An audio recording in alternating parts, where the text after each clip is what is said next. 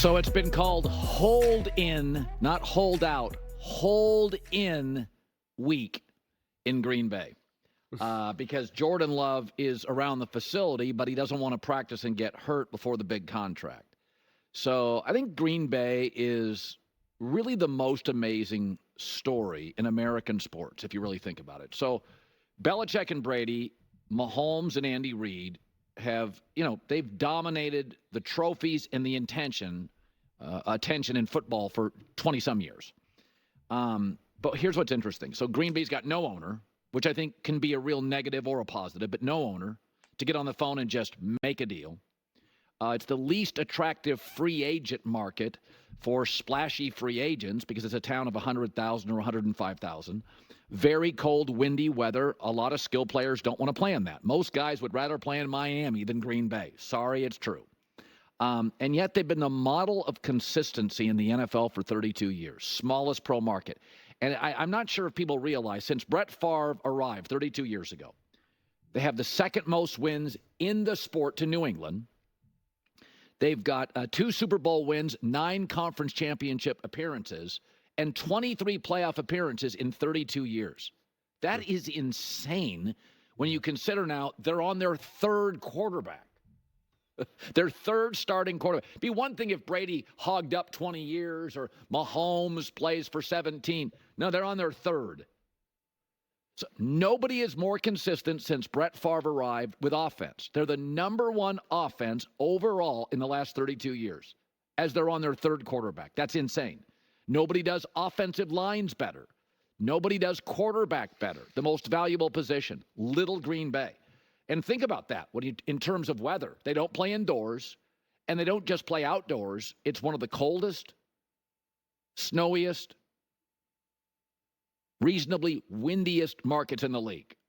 Not great for offense, especially in a sport where Thanksgiving on is run when all the big games are played. I mean, the sport's basically a tune-up for Thanksgiving on.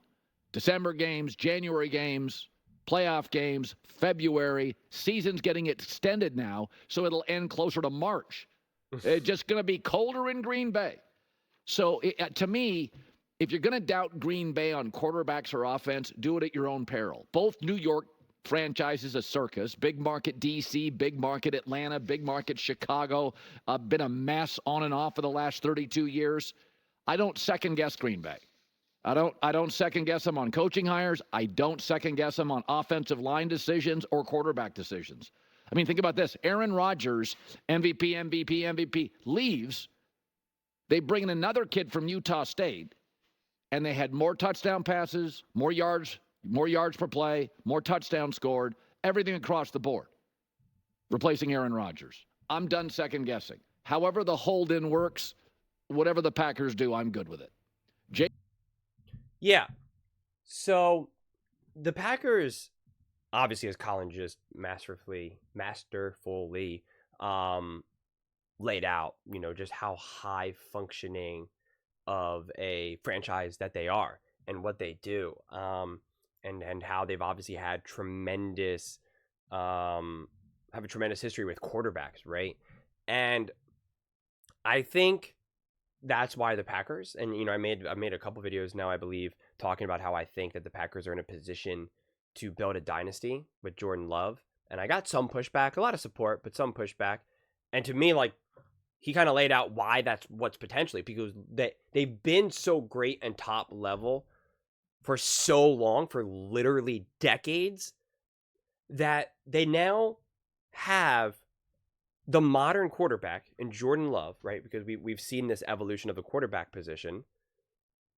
And they have the next level offensive coach who is with Matt LaFleur, who is young, innovative,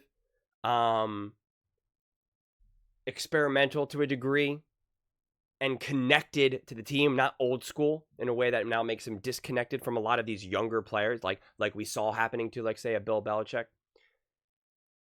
And you're matching that also now with another young quarterback, so it's now 1 and 2 together. And to me, you just have the potential for this team to continue to grow and get better and really just come into their own together.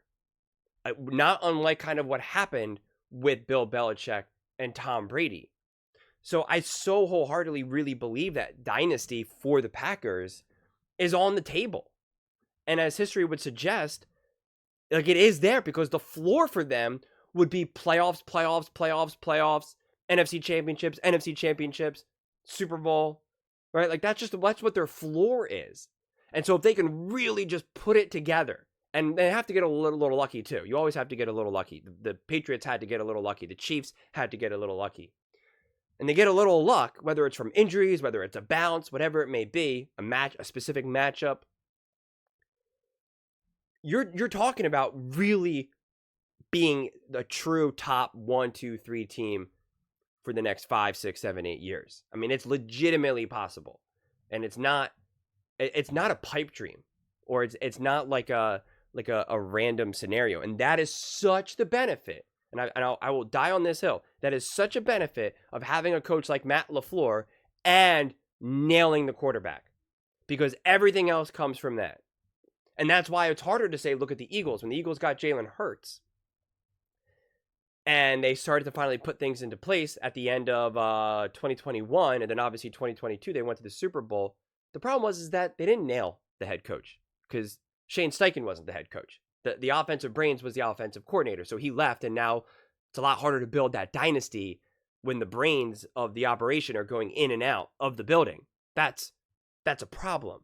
And you're not sure if you nailed the quarterback. Maybe Jalen Hurts is, maybe not. You're just like, I don't know. And the same thing, like even now, let's go to say like the Dallas Cowboys, who've obviously have had a lot less success than a team like the Eagles. You didn't nail the coach. You're like, I'm not sure now how to evaluate this quarterback. Is Dak as great as I think he is? Is he not? What do we do here? Did we nail the quarterback? Did we not? Where do we land with this? It becomes so much more problematic to make decisions. There's so much more confusion, right? When you have Shanahan at the helm and they didn't nail the quarterback at first, getting Trey Lance, because of Shanahan, because of the other offensive pieces, they can act confidently. And because you can act confidently and say, we're moving on from Trey Lance, Brock Purdy's our quarterback, that directly led to another Super Bowl appearance and just inches away from winning the Super Bowl. They can do that because of the clarity of the situation. Because when you lock down the coach and you can successfully evaluate the quarterback, everything can kind of flow from there. When we see a lot of these other teams struggling or just not able to get to that next level or consistently be at that level, we can point specifically, is that coach good enough? I don't think so. The Bills, Sean McDermott is not good enough. The offense is reliant on offensive coordinators. When they finally got Josh Allen balling out and doing great, boom, OC leaves. And they take a massive drop back. Those things matter. We're confident in the quarterback, at least I am, not the coach. Or we have a coach that we're really confident in, but not the quarterback. The Rams, you have Sean McVay. We believe Sean McVay is a great top-level coach. You nailed the coach. Perfect. Now you got to figure out the quarterback situation. He says, I cannot win a Super Bowl with Goff. So you say, okay, we have the clarity of that. And at that time, they couldn't win a Super Bowl with Goff. And I'm super high on Goff. Big fan of Goff. But at that moment, at that point in his career, he was not the quarterback that could win a Super Bowl and not what Sean McVay needed. So they've made a big move to get out Stafford because that's what McVay said I need. Boom. Got it. Andy Reid. I have Alex Smith. Tremendous success with Alex Smith. Going to the playoffs. Winning a playoff game. I can't win a Super Bowl with this. I need that next level quarterback. So again, that is why when you can finally lock in the coach and the quarterback, there's just so much at stake. So much at stake. The floor should be at least one Super Bowl. And if you can just put it all together, make the right moves, especially when you have humble voices, humble personalities, I should say, and are strategic with your moves, it should be 2 Super Bowls, 3 Super Bowls, at least appearances, maybe not wins, because winning will always be brutal, especially if you're going up against teams like the Kansas City Chiefs. That's what's at stake. And to me, it's incredibly exciting.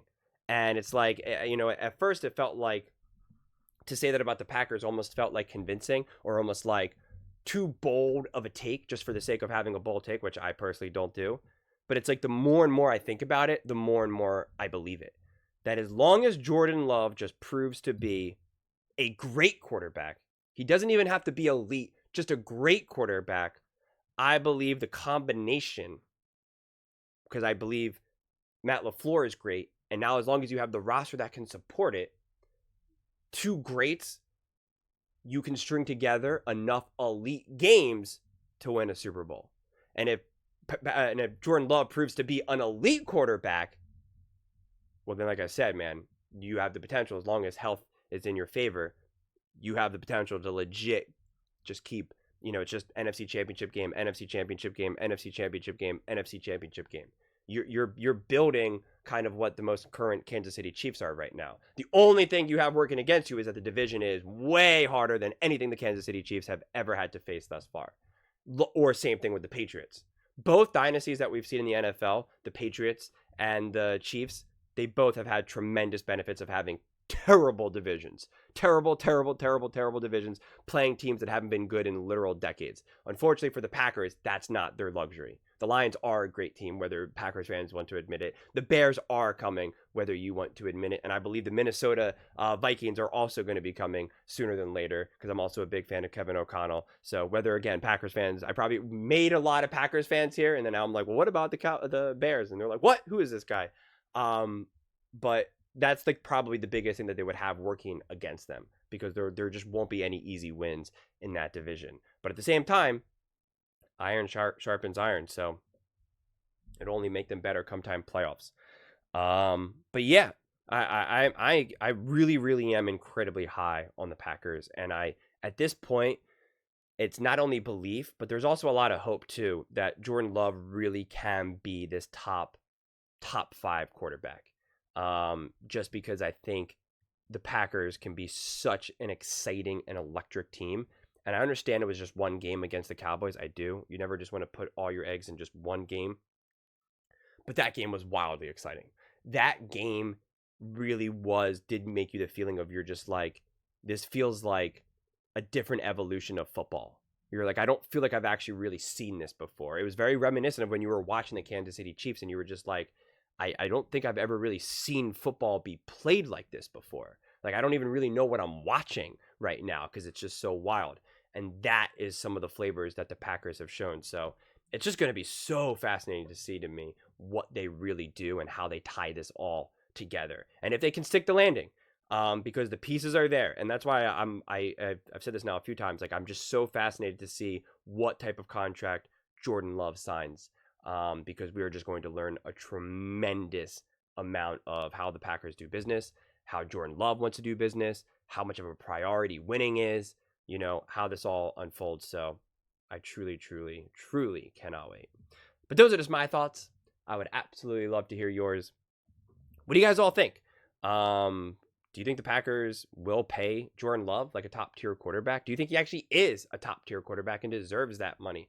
And do you agree with what I'm saying, that like literally a dynasty is on the table for the Packers to take? Let me know in the comments below. I read every single comment, so whether you agree with me or disagree with me, either way, let's get in some discussions, let's get in some fights, but ultimately, let's just have some fun. And please do consider subscribing. We are building an amazing community here, and I would absolutely love to see you part of it. I want to build something that we all genuinely feel connected to, something that we're really excited to be part of. I think we're well on our way to doing it. Please don't forget to give this video a thumbs up, as it really does help with the visibility and the algorithm. Thank you so much, and see you next time.